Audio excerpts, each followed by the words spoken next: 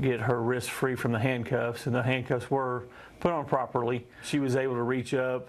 On our consoles, there's several switches. One is a gun switch to unlock the gun lock, and she found it, unlocked the gun lock, and was able to retrieve a AR-15 rifle. Now, how did this happen?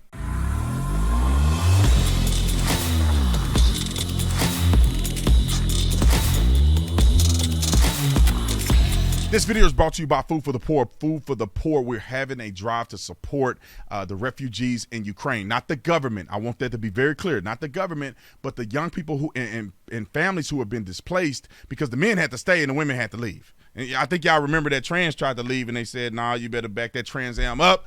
You ain't going nowhere. You a man. However, there's women and children that are out there and that need our help and support. Just last week, we had a guy donate $1,000 on the show, and our family matched his donation. $1,000 will get you 4,000 meals. You'll feed 4,000 people with it. I just want the people to have an opportunity to give if you want to give. If you are interested in giving and you want to be a blessing to somebody else, you want to be the hands and feet that God has called us to be, all you got to do is click on the link in the description section or go to theofficertatum.com, click on the Help Ukraine banner. Just click on the banner and you can give a donation of $1 or you can give a donation of whatever God has purposed you with. Like and subscribe to this channel. Hit the bell so you get notifications anytime I go live and make a video. Make sure you still subscribe to this channel, like this video, comment on this video, share this video. Let's get into this. Ladies and gentlemen, I just had to do a video about this one. This woman slipped her cuffs, got an AR-15, and shot at the police officers in the back of a patrol car. Now, let me say this for the YouTube gods out there. This is for educational purposes only. This is me as a former police officer trying to explain a scenario.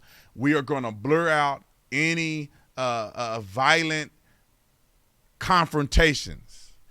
I'm going to have to explain the lady getting the gun, but when she start busting, we're not going to show nobody getting hit. Okay, can you please monetize this video? All right? Anyway, let's get to the video at hand. So this lady's in the back of a patrol car. She's in handcuffs. This is why you put people in seatbelts. In our patrol car, you got to strap the seatbelt down, and their hands fit in a loop. There's no way they can really get out. And then you pay attention to these people, especially if you have your rifle in the patrol car. I'm not trying to Monday morning quarterback. I'm trying to teach the next officer so he don't make this mistake. Now, she don't appear to be strapped in a seatbelt. Maybe she was. She got loose because this is not they didn't do this very well. Free from the handcuffs, and the handcuffs were put on properly. She was able to reach up.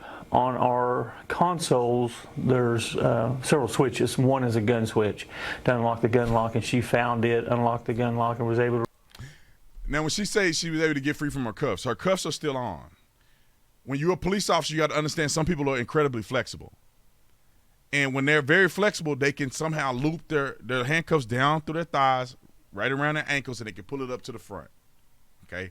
And this is exactly what she did.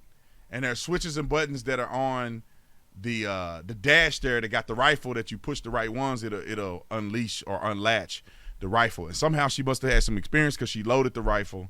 And now she got it in her hands. And they're off to the side doing God knows what. Retrieve a AR-15 rifle. And then she was able to figure out how to put a round in it, put it on fire, and she fired approximately 10 rounds at our just blindly shooting that gun. Deputies and a civilian.